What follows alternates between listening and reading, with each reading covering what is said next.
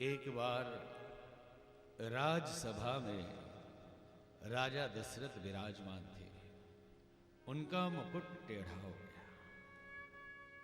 उन्होंने दर्पण मंगाकर मुकुट को सीधा किया, लेकिन देखा श्रवण समीप भये सित केसा, कान के पास के केस कुछ सफेद हो गए।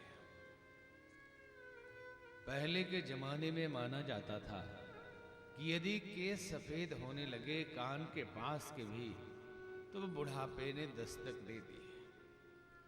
मनहु जरठपन अस उपदेशा, मानो बुढ़ापे ने उपदेश देना शुरू कर दिया कि अब राजगद्दी आपसे संभल नहीं रही। मुकुट टेढ़ा हो रहा है, अर्थात मुकुट आपसे संभल नहीं रहा।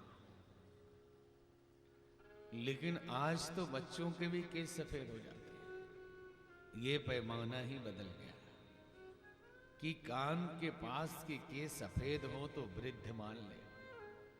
अभी तो कम उम्र में ही पूरे सफेद हो जाते हैं।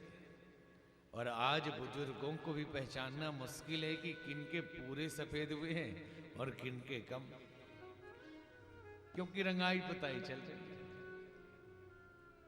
फर्क करना बड़ा मुश्किल है। हमारी संस्कृति में ये परंपरा थी कि 100 वर्ष तक जिए, ये मान्यता मानी जाती थी। और 100 वर्ष को 4 विभाग में बांटा गया था।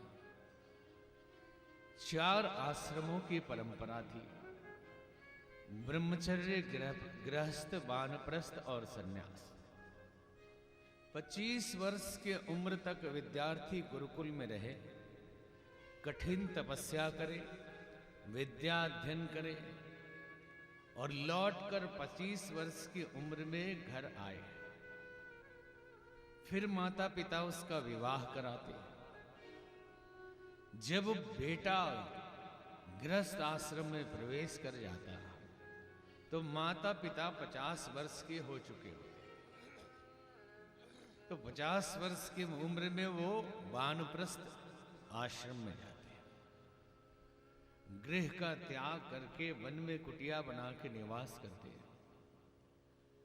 जो प्रतिभा, जो क्षमता, जो ज्ञान गृहस्थ आश्रम में उन्होंने लिया है, वो वानप्रस्थ में बांटते थे। और बीच बीच में आके कभी कभी अपने बेटे बहू को देख के जाते। प्राचीन काल में कभी सास बहू के झगड़े होते थे या नहीं, पता है? सास बहू पहले कभी लड़ते थे? नहीं लड़ते थे। क्यों नहीं लड़ते थे? सास बहू इसलिए नहीं लड़ते थे क्योंकि साथ कभी रहते ही नहीं थे। क्योंकि जब नई बहू आई, विवाह करके थोड़ी दिन गृहस्थी सिखाने के बाद सासू जी वानप्रस्थ में चली जाती थी। तो साल में कभी आए कुछ सिखाने के लिए तो बहू भी खूब सेवा करती और सासू जी भी खुश रहती। लेकिन अभी तो साथ में रहना, और साथ में रहना है, और सासू जी को चाबी अपने पास रखना, हुक्म भी चलाना है। ये भी बोलते रहना है कि जब से ये पराई आई है मेरे बेटे को बिगाड़ दिया। जैसे सासू जी वहीं पैदा हुई, ये जो आई है ये पराई है, और उनका जन्म वहीं हुआ है। वो भी तो कहीं से आई है। अपने दिन भूल गई कि सास भी कभी बहू थी, वो भी कभी बहू थी, ये याद रखना चाहिए। जब 75 साल के वानप्रस्थ 25 साल तक, जब 75 साल के हो जाए तो सन्यास लेने की परंपरा थी। हर आदमी को सन्यास लेना अनिवार्य था। सभी लोग सन्यास लेते थे कि जीवन के आखिरी पल में ब्रह्मचर्य में ज्ञान अर्जन किया, तपस्या की, जीवन को के नींव को मजबूत किया। गृहस्थ में आकर मातृ ऋण पितृ ऋण से उऋण होने के लिए सेवा किया। सामने बैठे हुए लोगों से निवेदन है कि कथा पे ही ध्यान है। कोई कुर्सी लाने जा रहा है, उधर ध्यान चला जा रहा है, कथा में ही रहे।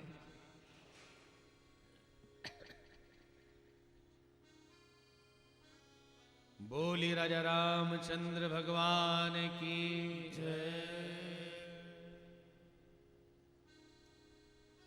मातृ ऋण पितृ ऋण देव ऋण ऋषि ऋण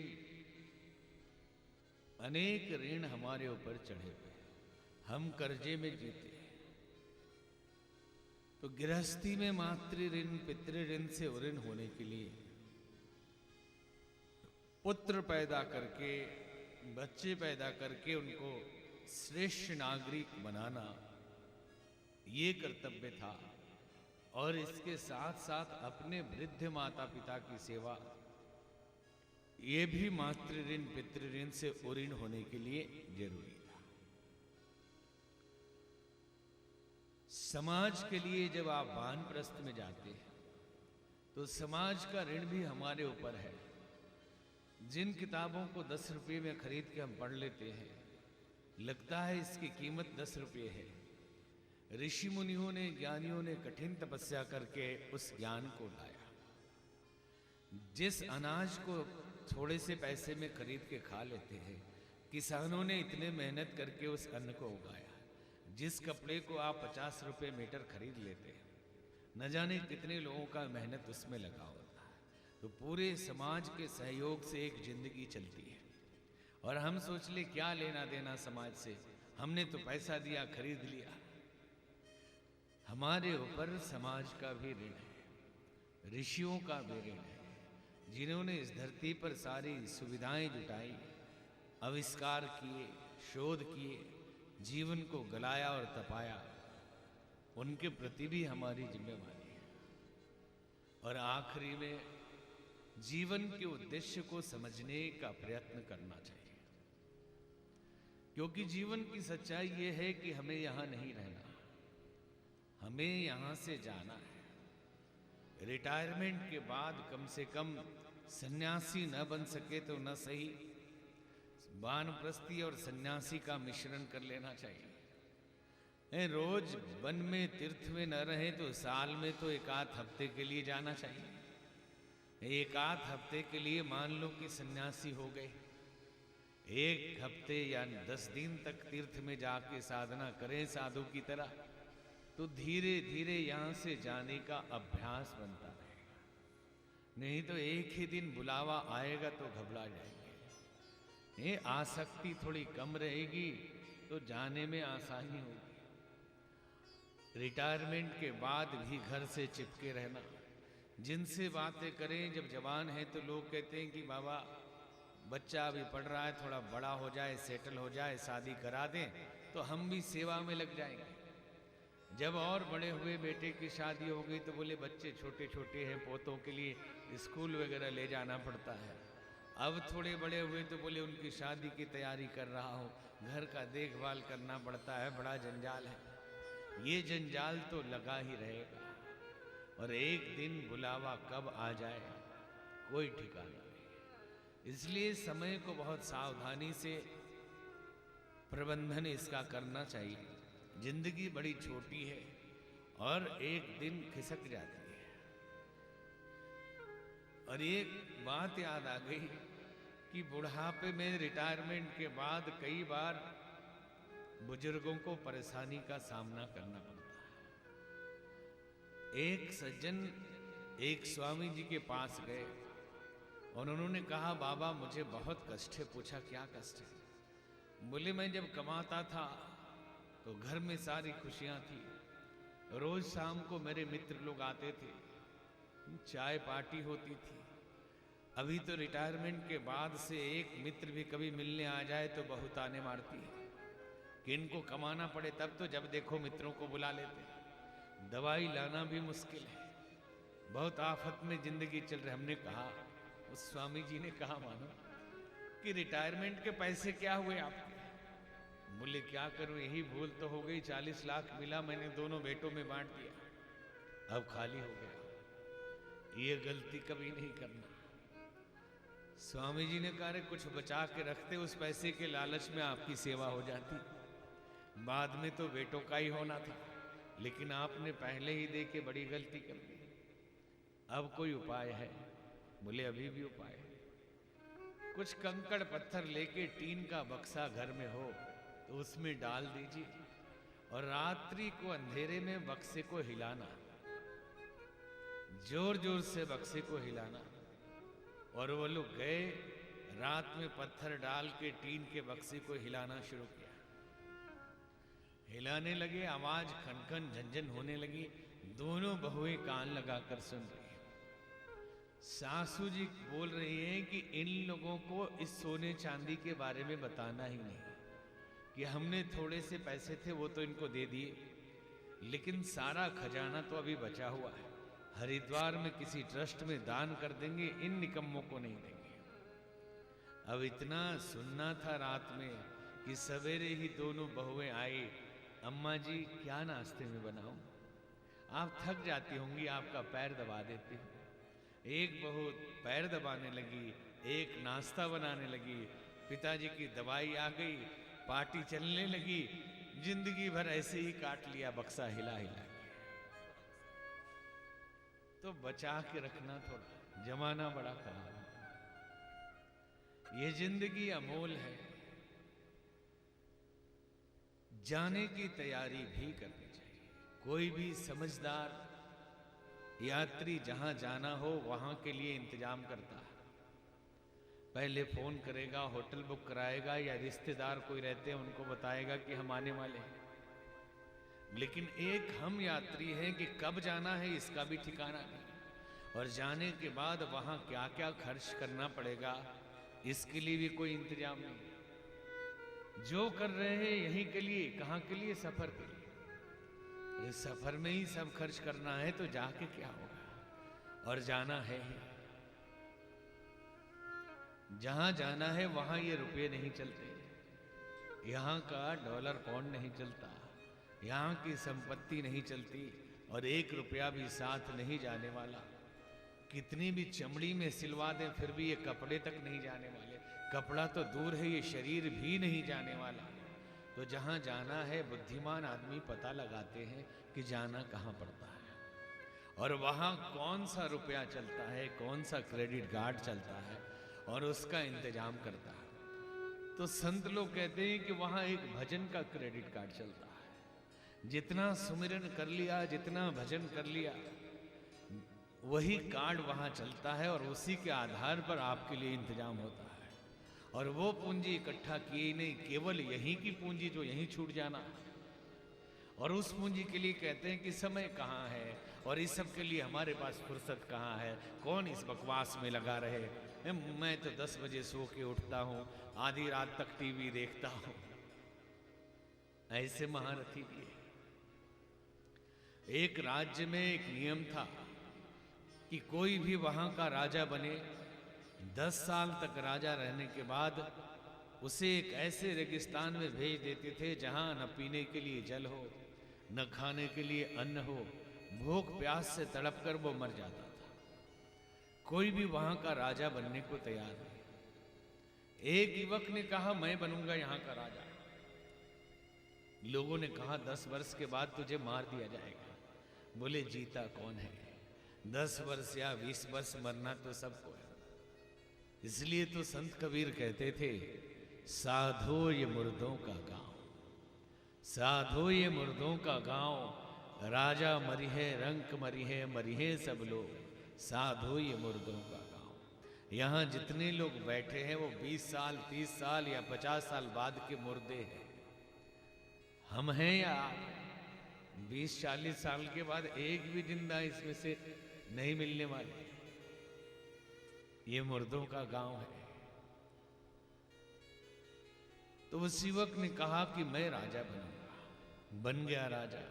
बहुत बुद्धिमान था, विवेकशील था। राजा बनते ही उसने पता लगाया कि 10 वर्ष के बाद कहां भेजते हैं। 10 वर्ष के बाद कहां जाना पड़ता है। तो जाकर देखा, एक रेगिस्तान में बहुत सारे कंकाल पड़े थे। कोई पीने का इंतजाम नहीं, कोई खाने का इंतजाम नहीं। उसने पहले वहां कुएं खुदवाए, नहर वहां तक निकलवाई, एक सुंदर महल अपने लिए बनवाया रहने के लिए। फिर सोचा अकेले कैसे रहूंगा, नागरिकों को रहने का इंतजाम किया, बाजार बनवाया, व्यापार के केंद्र खोले, पूरा नगर बसाया। इस नगर से सुंदर नगर वहां उसने बना दिया। 10 साल के बाद यहां का भी राजा और वहां का भी राजा, क्योंकि 10 साल के बाद मर जाते थे तो यहां का राजा बदल जाता था, तो यहां का भी राजा रहा और वहां का भी राजा रहा। कहां जाना है ये पता लगा लिया उसने। लेकिन हम इतने बुद्धिमान होते हुए भी दावा करते हैं कि हम बड़े बुद्धिमान हैं, लेकिन कितने नादान हैं कि ये परम सत्य है, इसको कोई झुठला नहीं सकता कि एक दिन वहां जाना ही है, सबको जाना है। क्योंकि कोई अगर केवल कहता कि जाना है तो बात समझ में नहीं आती, लेकिन जो आए थे सब गए, बाप दादा गए, परदादा गए, पूर्वज गए, पड़ोसी गए, जा ही रहे हैं लोग, और हम लोग भी जाने की लाइन में खड़े हैं। आज नहीं तो कल चले ही जाएंगे, तो कहां जाएंगे, वहां कोई इंतजाम है या नहीं। तो जाने से पहले समय रहते इंतजाम कर लेना चाहिए। कहते हैं समय रहते जगो साथी, न किंचित देर हो जाए, सजाते ही रहे दीपक की जब तक भोर हो जाए। सजाते ही रह जाएं दिया जब तक कि अंधेरा खत्म। समय रहते जाग जाए, क्योंकि ये जीवन स्थायी नहीं है, ये किराए का घर है, एक न एक दिन बदलना पड़ता है। जिंदगी एक किराए का घर है, एक न एक दिन तो डांस बदलना पड़ेगा। जिंदगी एक किराए का घर है, एक न एक किराए का घर है, एक न एक दिन बदलना पड़ेगा, पड़ेगा, एक न एक दिन बदलना पड़ेगा। जिंदगी एक किराए का घर है, बात मरने का होना यही है। जिंदगी एक किराए का घर है, एक न एक दिन बदलना पड़ेगा। मौत जब तुमको आवाज देगी, मौत जब तुमको आवाज देगी, घर से बाहर निकलना पड़ेगा, पड़ेगा, घर से बाहर निकलना पड़ेगा।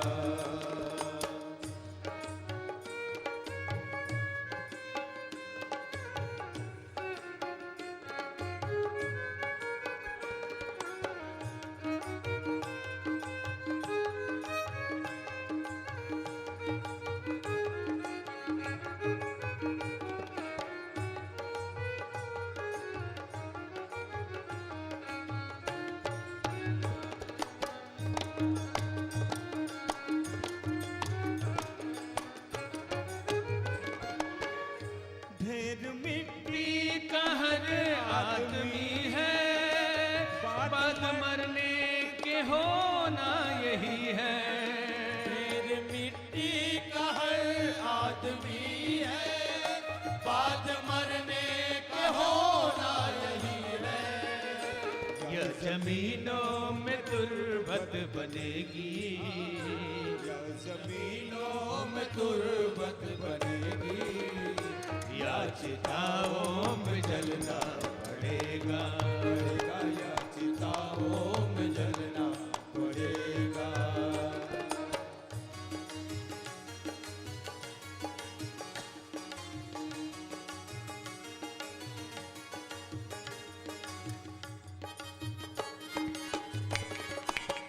ये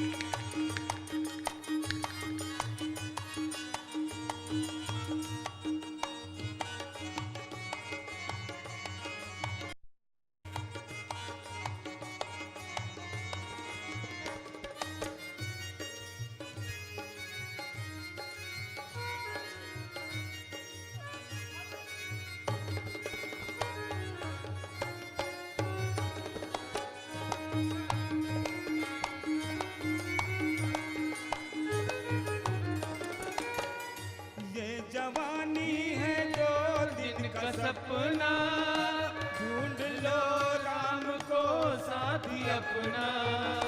ये जवानी है दो दिन का सपना ढूंढ लो राम को साथी अपना। ये जवानी अगर ढल गई तो, ये जवानी अगर ढल गई तो उम्र भर हाथ मलना पड़ेगा पड़ेगा, उम्र भर हाथ मलना पड़ेगा।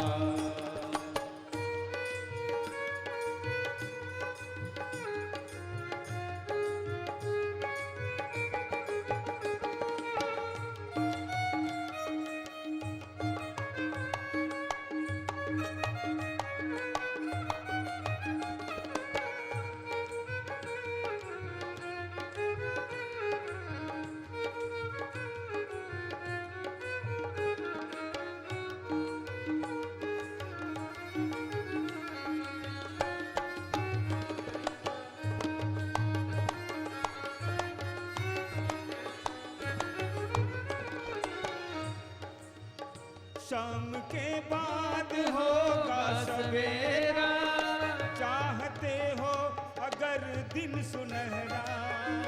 शाम के बाद होगा सवेरा, चाहते हो अगर दिन सुनहरा। पाँव फूलों में रखने से पहले, पाँव फूलों में रखने से पहले तुमको कांटों पे चलना पड़ेगा पड़ेगा, तुमको कांटों पे चलना पड़ेगा।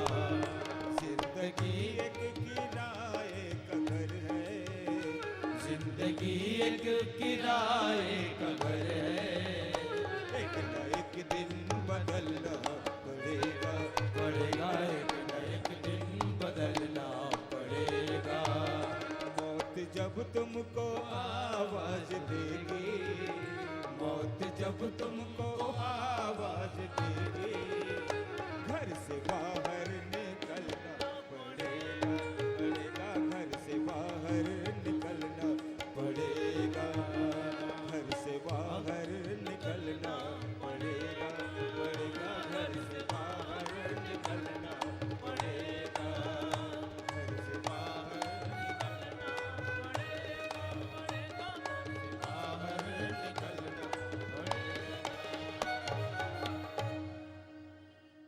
मौत जब तुमको आवाज देगी, घर से बाहर निकलना पड़ेगा।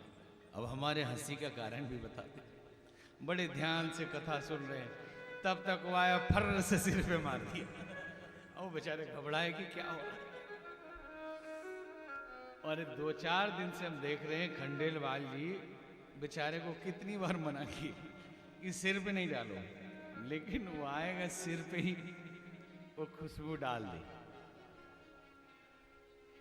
नहीं उसका भी दोष नहीं, उसको आनंद आता है कि सब लोग शांति से रहे, थोड़ी फुहारा चलती रहे, खुशबू आती रहे।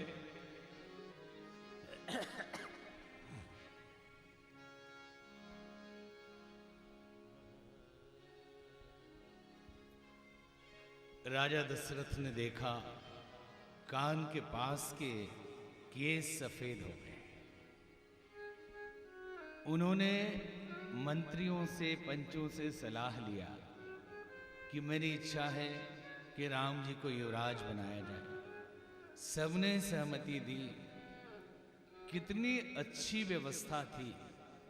राजतंत्र होते हुए भी यदि राजा दशरथ निर्णय ले लें तो कौन काटने वाला है। लेकिन वर्णन है कि सभी पंचों से सलाह लिया कि मेरी इच्छा है आप अगर सहमति दें तो राम जी को युवराज बनाया जाए। सबने सहमति दी। और विडंबना ये है कि आज प्रजातंत्र में भी यदि कोई ताकतवर नेता है, बहुमत ज्यादा है, तो सलाह की कोई जरूरत नहीं, फिर मनमानी की जा सकती है। और ये राजतंत्र है, फिर भी सलाह ली जा रही है। यहां प्रजातंत्र में भी डिक्टेटरशिप चल जाती है। सलाह लिया, खबर नगर में पहुंची कि राजा ने निर्णय ले लिया है राम जी को युवराज बनाया जाए। ये तो नागरिकों के दिल की बात थी। सब भगवान महादेव से प्रार्थना कर रहे थे कि राजा अपने जीते जी राम जी को युवराज बना दे। सुनत राम अभिषेक सुहावा, बाज कहा गह अवध बधावा। राम जी का अभिषेक होने वाला है, ये सुनकर कहा गह अवध में बधावा बजने लगा। तब नरनाह वशिष्ठ बुलाए, राम धाम सिख देन पठाए।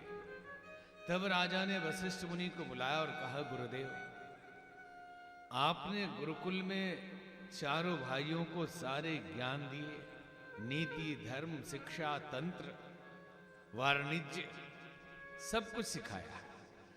लेकिन एक बार अब राजा बनने से पहले, युवराज बनने से पहले कुछ और ज्ञान उनको दीजिए। तो वशिष्ठ मुनि को लगा राम को बुलाए, उससे अच्छा इतनी बड़ी खुशखबरी है, मैं खुद जाके देता हूं।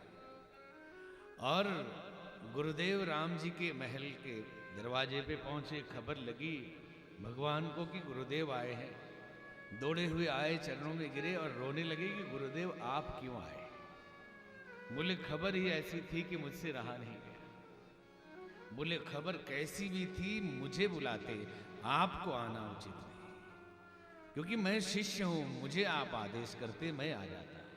लेकिन बोले कोई बात नहीं, मेरी खुशी इतनी थी कि रहा नहीं गया, मैं आ गया। राजा आपको युवराज बनाना चाहते हैं। सभी नागरिकों की मन की इच्छा पूरी हो रही है। सब तरह के धर्म, राजतंत्र के उपदेश वशिष्ठ मुनि ने दिए और देकर वहां से लौटे। भगवान राम की आंखों से आंसू आने लगे। साधारण आदमी हो और उसे राजगद्दी मिलती हो तो बहुत प्रसन्न हो जाएगा, लेकिन भगवान रोने लगे कि ये उचित नहीं हो रहा। ये उचित नहीं हो रहा कि मेरे चार भाइयों में से सबको छोड़कर मुझे राज्य दिया गया।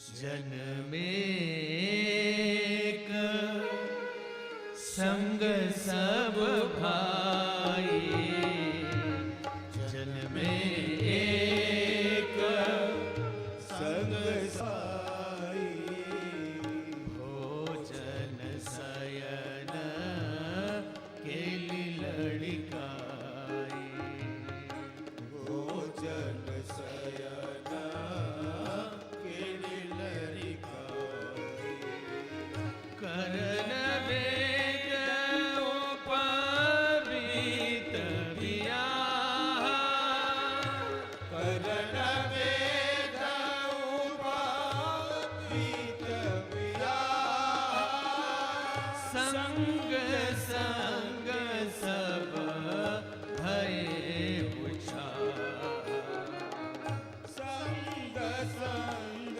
सब भये उछाल, विमल वंश हो अनुचित एको, विमल वंश हो अनुचित एकु, बंधु बिहाई बढ़ी अभिषेक, बंधु बिहाई बढ़ी अभिषेक, प्रभु सप्रेम पछतानी सुहाई, प्रभु सप्रेम पछतानी सुहाई, हरऊ भगत मन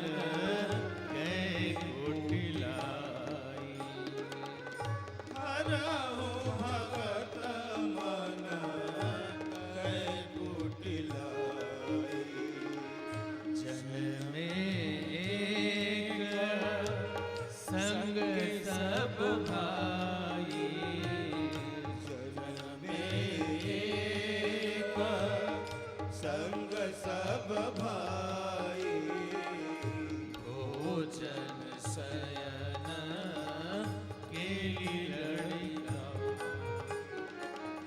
भोजन शयन केली लड़िका। गुरु वशिष्ठ सिखाकर चले गए। भगवान मन ही मन बहुत परेशान है, आंखों से अश्रुधार बह रहा है और ये भाव करते हैं कि विमल वंश ये हो अनुचित एक। इस पवित्र वंश में सब ठीक है, लेकिन एक ही वस्तु अनुचित है कि भाइयों को छोड़कर बड़े भाई को ही राज तिलक हो। एक साथ जन्मे एक संग, कर्ण भेद उपवीत विवाह। अक्सर ऐसा होता नहीं, चारों भाई का जन्म भी एक ही साथ हुआ, विद्यारंभ भी एक साथ, कर्ण वेद भी एक साथ, गुरु दीक्षा भी एक साथ, जनेऊ भी एक साथ, विवाह भी एक साथ। जब सब एक साथ को बाकियों को छोड़कर एक को राज। जब से देश ने क्रिकेट खेलना शुरू किया, घर में विघ्न पड़ना शुरू हो गए। आप कहेंगे क्रिकेट से क्या लेना देना? केवल भाव है। क्रिकेट का खेल एक ऐसा खेल है जिसमें जितने कैच पकड़िए उतनी ही जीतने की संभावना होती है, और फुटबॉल का खेल ऐसा खेल है जितना पास दीजिए उतनी ही जीतने की संभावना होती है। अपने पास न रखे बॉल अपने मित्रों को देते जाए, आप जीतेंगे, और वहां जितना पकड़ लीजिए। तो वृत्ति जो है हमारी टेंडेंसी क्रिकेट टाइप की हो गई कि पकड़ते रहो। और इस रामायण में फुटबॉल का खेल है, सिंहासन को फुटबॉल बना दिया। एक भाई कहता है कि पास तुम लो, वो कहता है नहीं तुम लो, हम नहीं रखेंगे। विमल वंश यह अनुचित एक हो। गोस्वामी जी लिखते हैं कि प्रभु का प्रेम पूर्वक पछताना भक्त के मन की कुटिलता को हरने के लिए काफी है। यदि भक्त ये भाव समझेगा कि मेरे प्रभु, मेरे राघव, मेरे राम राज्य को ठुकराते हैं, राज मिले तो दुखी होते हैं, फिर हम छोटी छोटी वस्तुओं के लिए क्यों आसक्ति रखते हैं? फिर हम अपने भाइयों की संपत्ति और उनका हक छीनने के लिए क्यों आगे बढ़ते हैं? इसका मतलब राम जी के भक्त नहीं है। अगर भक्त हैं तो भगवान की ये बात उनके हृदय की कुटिलता को दूर करेगी। भगवान इधर पछता रहे हैं, देवता लोग परेशान हैं कि राम जी को गद्दी मिल रही है। राम जी गद्दी के लिए थोड़े गए थे, भगवान का अवतार राजा बन के गद्दी चलाने के लिए थोड़ी हुआ था।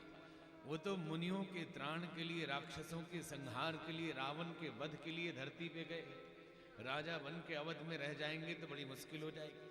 किसी तरह कोई खड़मंडल डालो कि वो राजा न बन पाए। देवता लोग ऊपर प्लानिंग कर रहे हैं, योजना बन रही है कि किसी तरह ये राजा ना बने। सरस्वती मैया के पास सब देवता गए, विनती की। उन्होंने कहा यह संभव नहीं कि आप कैसे हैं कि ऊंच निवास नीच करतूती, देख न सकई पराई विभूति। ऊपर रहते हैं और छोटी वृत्ति है आपकी, किसी को राज मिल रहा है और आपको देखा नहीं जा रहा। उन्होंने कहा हमारी विपत्ति है रावण, भगवान तो नारायण है, उनके लिए अयोध्या का राज्य कुछ नहीं है, वो राज भोगने थोड़े गए हैं, इसलिए उनका राजा बनना ठीक नहीं। और देवताओं ने सरस्वती मैया से कहा